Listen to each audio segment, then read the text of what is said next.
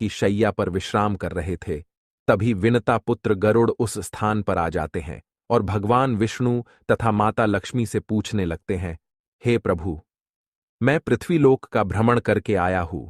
मैंने देखा कि पृथ्वीलोक पर अनेक मनुष्य नित्य स्नान करते हैं, किंतु फिर भी दुखी ही रहते हैं। उनके दुखी रहने का क्या कारण है? हे प्रभु, आप मुझे बताइए कि स्नान करने की सर्वोत्तम विधि क्या है? स्नान कब और कैसे करना चाहिए? स्नान करते समय कौन से मंत्रों का उच्चारण करना चाहिए? मेरे मन में इन सभी प्रश्नों को जानने की इच्छा निर्माण हो रही है। गरुड़ जी मां लक्ष्मी से भी पूछते हैं, हे माता, मैंने यह भी देखा है कि अनेक महिलाएं नित्य स्नान करके आपकी पूजा आराधना करती है, किंतु फिर भी उनके घर में आपका वास नहीं होता है। इसका क्या कारण है? गरुड़ जी द्वारा इस प्रकार से प्रश्न पूछने पर भगवान विष्णु कहते हैं, हे पक्षीराज, तुमने उचित ही प्रश्न किया है। स्नान करना अत्यंत आवश्यक होता है। स्नान से ही शरीर शुद्ध होता है। स्नान करने से ही शरीर पवित्र होता है और मनुष्य पूजा पाठ आदि कर्म करने के पात्र बनता है। इसीलिए मनुष्य को नित्य स्नान करना चाहिए। तुम्हारे सभी प्रश्नों के उत्तर देने से पूर्व मैं तुम्हें एक अत्यंत पवित्र कथा सुनाता हूं। उसे तुम ध्यान से सुनो। इस कथा में तुम्हें तुम्हारे सभी प्रश्नों के उत्तर प्राप्त हो जाएंगे। इतना कहकर भगवान विष्णु ने गरुड़ जी को स्नान का महत्व बताते हुए एक कथा सुनाई है, जिसे सभी मनुष्यों को ध्यान से सुनना चाहिए। इस कथा का श्रवण करने मात्र से ही सैकड़ों तीर्थों में स्नान करने का पुण्य मनुष्य को प्राप्त होता है। इसीलिए आप सभी इस कथा को पूरा जरूर सुने। आधा अधूरा ज्ञान अनर्थ का कारण होता है। तो चलिए शुरू करते हैं।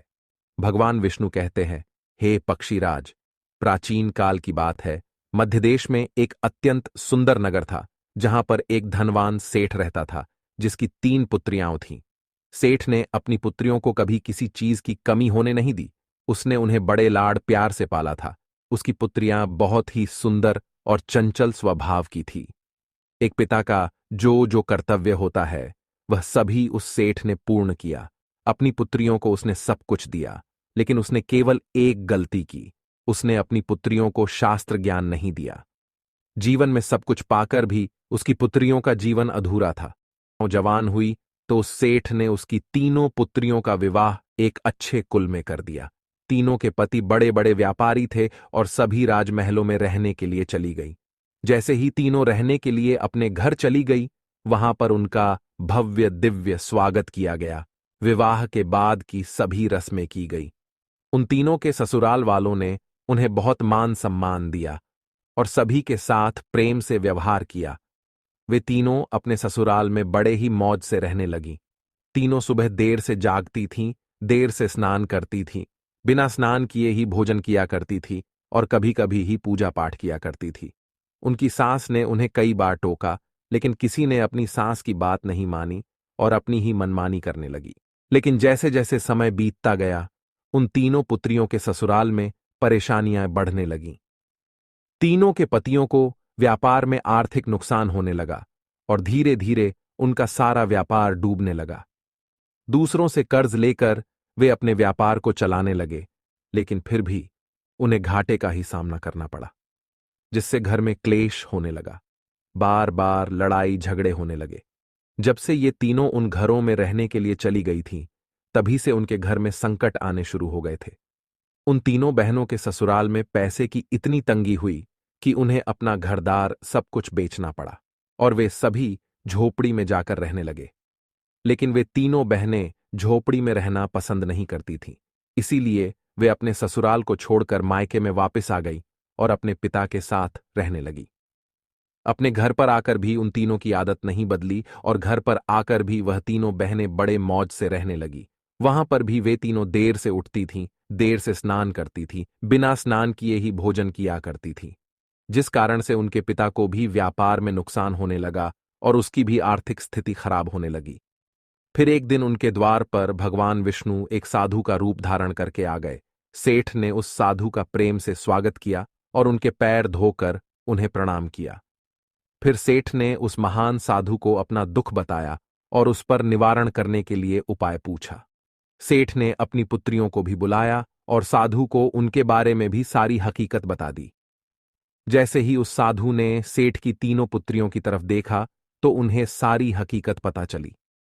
उन तीनों बहनों के चारों ओर नकारात्मक शक्ति का घेरा बना हुआ था जो उनके साथ ही चल रहा था। वे जहां पर भी जाती वह नकारात्मक ऊर्जा उनका पीछा नहीं छोड़ रही थी। उस सिद्ध साधु ने उस सेठ से कहा, तुम्हारी तीनों बेटियों की आदतों के कारण उनके चारों ओर नकारात्मक ऊर्जा का घेरा बना हुआ है। इसी कारण से ये जहां पर भी जा रही है वहां पर केवल दुख और संकट आ रहे हैं। तुम्हारी तीनों पुत्रियां अत्यंत आलसी हैं। ये देर से जागती है, देर से स्नान करती है, बिना स्नान किए ही भोजन करती है और यही वजह है कि उनके जीवन में ये संकट आ रहे हैं। फिर उस साधु ने उस सेठ को और उनकी पुत्रियों को अत्यंत महत्वपूर्ण ज्ञान दिया और उसका नित्य पालन करने के लिए कहा। भगवान विष्णु कहते हैं, हे वत्स, स्नान के 4 प्रकार होते हैं: ब्रह्म स्नान, देव स्नान, आर्ष स्नान, मानव स्नान और दानव स्नान। इन्हें समय के अनुसार वर्गीकृत किया गया है। शास्त्रों में ब्रह्म मुहूर्त में किए जाने वाले स्नान को सर्वश्रेष्ठ माना गया है। ब्रह्म मुहूर्त यानी कि रात्रि का अंतिम प्रहर और सूर्योदय से ठीक 1.5 या 2 घंटे पहले का समय होता है, यानी कि साधारणतः सुबह 4 से 5:30 तक का समय। शास्त्रों में यह समय दिन का सर्वश्रेष्ठ समय माना जाता है क्योंकि इस समय वातावरण में अद्भुत और चमत्कारी ऊर्जा व्याप्त होती है। यह समय देवताओं का समय होता है। इस तरह देवताओं का स्मरण करते हुए ब्रह्म मुहूर्त में किए जाने वाले ब्रह्म स्नान को सर्वश्रेष्ठ स्नान कहा गया है। इस समय स्नान करने से और स्नान के तुरंत बाद सूर्य देवता को अर्घ्य देने से जीवन में सुख, समृद्धि और शांति आती है। दिन भर मनुष्य का तन और मन ताजगी और सकारात्मक ऊर्जा से भरपूर रहता है। ब्रह्म स्नान करने पर मनुष्य रोग तथा बीमारियों से दूर रहता है। उसका शरीर निरोगी और स्वस्थ रहता है। दूसरा है देव स्नान। सुबह 5 से 6 बजे के बीच किया जाने वाला स्नान देव स्नान कहलाता है। सभी पवित्र नदियों का स्मरण करते हुए किए जाने वाले इस स्नान को भी श्रेष्ठ स्नान माना जाता है। इस समय स्नान करने से मनुष्य के शरीर में सकारात्मक ऊर्जा का संचार होता है और सभी प्रकार की नकारात्मकता और बुराई शरीर से बाहर निकल जाती है। इस तरह देव स्नान के समय स्नान करने से तन के साथ साथ मन भी शुद्ध और पवित्र हो जाता है। इस समय पर स्नान करने से धन संपत्ति में वृद्धि होती है। मनुष्य को सभी भौतिक सुख प्राप्त होते हैं। सुबह सुबह जब आकाश में तारे नजर आते हैं उस समय के गए स्नान को ऋषि स्नान कहते हैं।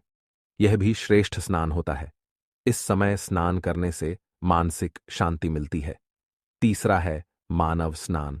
सुबह 6 से 8 बजे के बीच में किया जाने वाला स्नान मानव स्नान कहा गया है।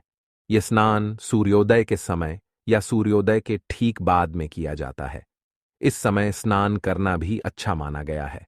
शरीर में दिन भर ताजगी, स्फूर्ति और सकारात्मक ऊर्जा व्याप्त रहती है जो हमें किसी भी कार्य को करने के लिए उत्साहित करती है। किंतु मनुष्य को कभी सूर्योदय के 2 घंटे बाद स्नान नहीं करना चाहिए, अर्थात सुबह 8 बजे के बाद स्नान करना अनुचित होता है।